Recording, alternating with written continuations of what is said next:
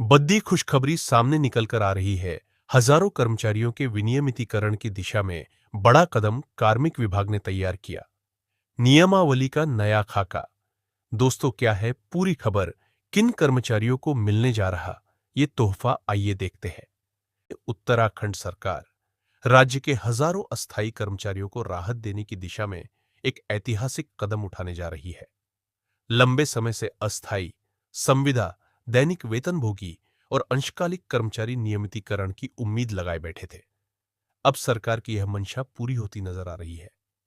कार्मिक विभाग ने विनियमितीकरण नियमावली का नया मसौदा तैयार कर लिया है और इसे अब जल्द ही राज्य मंत्रिमंडल की मंजूरी के लिए पेश किया जाएगा। इस नियमावली के लागू होने से प्रदेश के लगभग 5,000 से अधिक कर्मचारियों को स्थायी नौकरी का लाभ मिलने की उम्मीद है। यह पूरी प्रक्रिया हाईकोर्ट के हालिया निर्देशों के बाद तेज हुई है। अदालत ने फरवरी 2024 में अपने आदेश में साफ कहा था कि जिन कर्मचारियों ने 10 वर्ष की सेवा पूरी कर ली है, उन्हें विनियमित किया जाए। इसके बाद कार्मिक विभाग ने 2013 में बनाई गई विनियमितीकरण नियमावली को संशोधित करने की दिशा में काम शुरू किया। दरअसल वर्ष 2011 में सरकार ने पहली बार अस्थायी कर्मचारियों के लिए विनियमितीकरण नियमावली तैयार की थी, जिसमें 10 वर्ष की सेवा की शर्त रखी गई थी। लेकिन 2013 में नियमावली में संशोधन करते हुए यह अवधि घटाकर 5 वर्ष कर दी गई। इस बदलाव के खिलाफ कई याचिकाएं दायर हुई और अंततः 2018 में हाईकोर्ट ने इस नियमावली पर रोक लगा दी। अब अदालत के ताजा आदेशों के बाद सरकार फिर से पुराने मानक, यानी 10 वर्ष की सेवा अवधि की शर्त पर लौट आई है। कार्मिक विभाग के अनुसार इस नई नियमावली में सेवा अवधि की बाध्यता फिर से 10 वर्ष कर दी गई है, जिससे उन कर्मचारियों को लाभ मिलेगा जिन्होंने एक दशक से अधिक समय तक निरंतर सेवा दी है।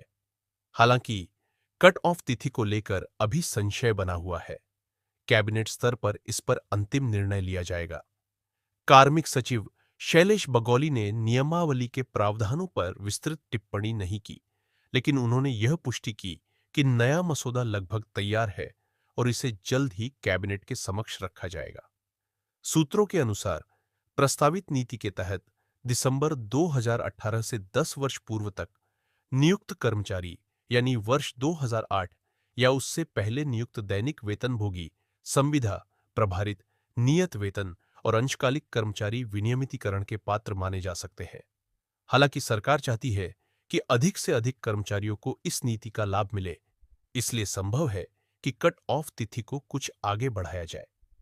यह कदम न केवल अस्थायी कर्मचारियों के लिए राहत लेकर आएगा, बल्कि राज्य सरकार के प्रशासनिक ढांचे को भी स्थिरता प्रदान करेगा। लंबे समय से अस्थायी कर्मचारी विभिन्न विभागों में कार्यरत है, लेकिन स्थायी दर्जा न मिलने के कारण उन्हें कई तरह की असुरक्षाओं का सामना करना पड़ता था। नियमितीकरण से उनके वेतन, भत्ते और सेवा सुरक्षा में सुधार होगा, जिससे वे अधिक मनोयोग से कार्य कर सकेंगे। इस नई नियमावली का असर उपनल, यूपीएनएल कर्मचारियों पर भी होगा, पड़ने की संभावना है। मुख्यमंत्री पुष्कर सिंह धामी पहले ही घोषणा कर चुके हैं कि राज्य में उपनल कर्मियों के नियमितीकरण के लिए अलग नीति बनाई जा रही है। इसके लिए प्रमुख सचिव मुख्यमंत्री के सुधांशु की अध्यक्षता में एक उच्च स्तरीय समिति गठित की गई है। यह समिति उपनल कर्मचारियों की सेवा स्थिति, उनकी संख्या और कार्यकाल का विस्तृत ब्यौरा जुटा रही है।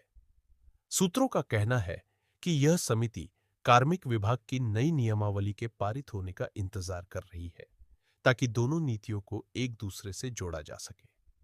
ऐसा होने पर उपनल कर्मियों को भी विनियमितीकरण का लाभ मिलने का रास्ता साफ हो जाएगा।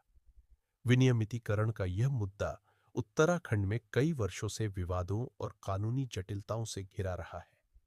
वर्ष 2011 की नियमावली लागू होने के बाद कई विभागों में कर्मचारियों को नियमित किया गया, लेकिन 2013 में 5 वर्ष की सेवा अवधि की शर्त जोड़ने के बाद अनेक पात्र कर्मचारी बाहर रह गए।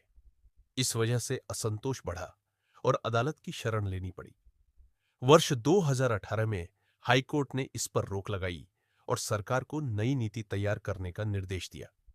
इसके बाद 22 फरवरी 2024 को न्यायालय ने स्पष्ट आदेश दिया कि जिन कर्मचारियों ने 10 वर्ष की सेवा पूरी कर ली है, उन्हें विनियमित किया जाए और इस संबंध में नीति बनाई जाए। अदालत के इस आदेश के बाद ही सरकार ने नियमावली को पुनः तैयार करने की दिशा में तेजी दिखाई। नया मसौदा तैयार करने में कार्मिक विभाग ने लंबा मंथन किया है। विभिन्न विभागों से आंकड़े जुटाए गए हैं कि कितने कर्मचारी 10 वर्ष या उससे अधिक सेवा दे चुके हैं। अनुमान है कि लगभग 5,000 से ज्यादा कर्मचारी इस दायरे में आते हैं।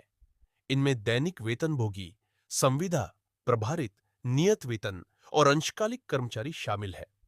इन कर्मचारियों में शिक्षा, सिंचाई, लोक निर्माण, स्वास्थ्य, वन, कृषि और सचिवालय प्रशासन जैसे विभागों के लोग शामिल हैं। नियमितीकरण का लाभ मिलने से इन कर्मचारियों का भविष्य सुरक्षित होगा और राज्य में प्रशासनिक कार्यों में निरंतरता और दक्षता आएगी। अब तक ये कर्मचारी समान कार्य के बावजूद स्थायी कर्मचारियों की तुलना में बहुत कम वेतन और सीमित सुविधाएं प्राप्त कर रहे थे। सेवा की अस्थिरता के कारण उन्हें न तो पेंशन का लाभ मिलता था, न ही पदोन्नति की संभावना रहती थी। स्थायी दर्जा मिलने के बाद उनका जीवन स्तर सुधरेगा और पारिवारिक स्थिरता भी आएगी। सूत्रों के अनुसार मुख्यमंत्री पुष्कर सिंह धामी स्वयं इस प्रक्रिया पर निगरानी रख रहे हैं। वे चाहते हैं कि नियमावली को जल्द से जल्द लागू कर अस्थायी कर्मचारियों को राहत दी जाए। सरकार का मानना है कि नियमितीकरण से कर्मचारी वर्ग का मनोबल बढ़ेगा और शासन प्रशासन के प्रति उनका विश्वास मजबूत होगा। साथ ही राज्य की कार्यप्रणाली में भी पारदर्शिता और जवाबदेही आएगी। राज्य सरकार अब अंतिम चरण में है।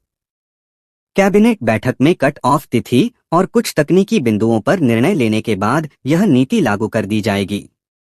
इसके बाद विभागवार कर्मचारियों की सूची तैयार कर उन्हें नियमित करने की प्रक्रिया शुरू होगी। इस नीति से न केवल वर्तमान में कार्यरत हजारों कर्मचारियों को राहत मिलेगी, बल्कि भविष्य में भी अस्थायी नियुक्तियों को लेकर एक स्पष्ट दिशा मिलेगी। कुल मिलाकर यह नीति उत्तराखंड सरकार की एक बड़ी पहल साबित हो सकती है। इससे एक और लंबे समय से संघर्षरत अस्थायी कर्मचारियों को स्थायी रोजगार की सुरक्षा मिलेगी, वहीं दूसरी ओर राज्य के प्रशासनिक ढांचे में स्थायित्व और दक्षता बढ़ेगी। न्यायालय के आदेशों के पालन के साथ साथ सरकार ने यह संदेश भी दिया है कि वह अपने कर्मियों के हक और सम्मान की रक्षा के लिए प्रतिबद्ध है। इस नई विनियमितीकरण नियमावली के लागू होने से प्रदेश के करीब 5,000 से अधिक कार्मिकों के चेहरे पर मुस्कान लौटेगी। वर्षों से उम्मीद लगाए बैठे ये कर्मचारी अब अपने भविष्य को सुरक्षित देख पाएंगे। उत्तराखंड सरकार का यह कदम न केवल रोजगार स्थायित्व की दिशा में मील का पत्थर साबित होगा, बल्कि यह प्रदेश के प्रशासनिक इतिहास में भी एक महत्वपूर्ण अध्याय जोड़ देगा।